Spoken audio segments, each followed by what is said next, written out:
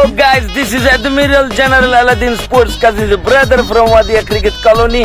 Today is Nagin Classico, Aulia versus Devlia match, Lion versus Tiger match, Bangladesh versus Sri Lanka match. Today now I am going to talking about Bangladesh versus Sri Lankan match. আজকের ম্যাচটা খুবই হার্ডপ্রুফ একটা match হইতেছে এবং Asia কাপের একটা অন্যতম প্রতিদ্বন্দ্বীমূলক একটা ম্যাচ হইতেছে। লাস্ট টি-20 সিরিজে শ্রীলঙ্কাকে কিন্তু আমরা হারাইছি, কিন্তু এই শ্রীলঙ্কার ছোট করে দেখবার কোনো সুযোগ নাই, কারণ শ্রীলঙ্কা এমন একটা টিম, তাদের যে কোনো প্লেয়ার কিন্তু খেলার যে কোনো টাইমে কিন্তু কাম করে দিতে পারে। সুতরাং বাংলাদেশের প্রত্যেকটা বলার, ব্যাটসম্যান এবং ফিল্ডারদেরকে সতর্ক চোখে দেখতে হবে।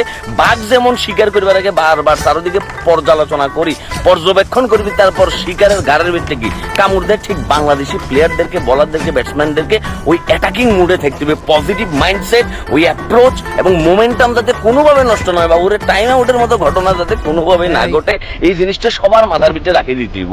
কারণ বাংলাদেশ ভার্সেস শ্রীলঙ্কা ম্যাচ মানে এক্সট্রা বিনোদন, extra drama, extra thrill, extra suspense.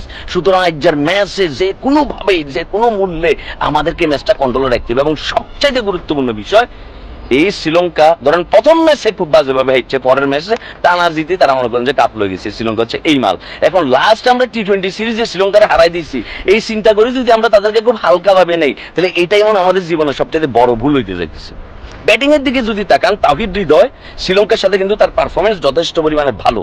এখন কথা হয়েছে লাস্ট ম্যাচে হংকং এর সাথে তাওহিদ হৃদয় যেমনি করে খেলছে, আজকের ম্যাচে আপনি আসলে তাওহিদ হৃদয় রাখবেন কিনা, এটা একটা ফ্যাক্ট। কিংবা তাওহিদ হৃদয়ের রিপ্লেসমেন্ট হিসেবে আসলে সাইফ খানরে নেওয়া যায় কিনা। তাসকিন রে নিয়ে যদি আমরা একটু কথাবার্তা বলি যে ভাইয়া তাসকিন রে বাদ দিই, আমরা তার এগেনস্টে হচ্ছে আমরা শরীফুল রে আসলে নিতে পারি কিনা।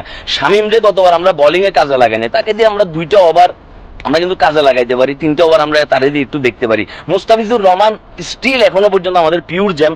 আমরা মাঝখানে প্রচুর পরিমাণে বলছিলাম যে ভাই হয়তো নাই হয়ে গেছে, কিন্তু ভাই আসলে কি ডেথ ওভারে মুস্তাফিজুর রহমান যে কি জিনিস, রিয়েল ডট বাবা বাংলাদেশের ক্রিকেট ইতিহাসে, সেটা এখনো পর্যন্ত কিন্তু সে তার প্রমাণটুকু দিয়ে যাইতেছে। কামিন্দু মেন্ডিস থেকে শুরু করি কুশাল পেরারা ওরে যে মালে মনে করো যে দাঁড়ায় দেয় শ্রীলঙ্কা, মানে জাস্ট নাই চাই করিয়া লেবু। সুতরাং আউলিয়া ভার্সেস দেউলিয়ার এই ম্যাচটা আজকে আপনার প্রেডিকশন কি? এবং আমার কাছে মনে হচ্ছে যে টসে যেই দলই জিতুক না কেন, অবশ্যই তারা বোলিং নিবে এবং বাংলাদেশ হলে তো অবশ্যই তাদের বোলিংটা নেওয়া উচিত। কারণ এই মাঠে যারা পরে ব্যাটিং করে তাদের জেতার সংখ্যাটাই কি অনেক বেশি এবং এভারেজ স্কোর দেখা গেছে 143 সামথিং। সুতরাং টসে জিতে কিন্তু আমাদেরকে আগে ফিল্ডিংটা নিয়ে ফেলতে হইব ভাইয়া, নিয়ে দুপ করি কি পাওয়ার প্লেয়ার ভিতরে তাদেরকে আটকায় ফেলতে হইব। এবং লাস্ট ম্যাচে অপরাজিত আমাদের জুনিয়র তামিমের যে দুর্দান্ত 72 রানের একটা ইনিংস, আমরা আজকে এরকম কিছু দেখতে চাই।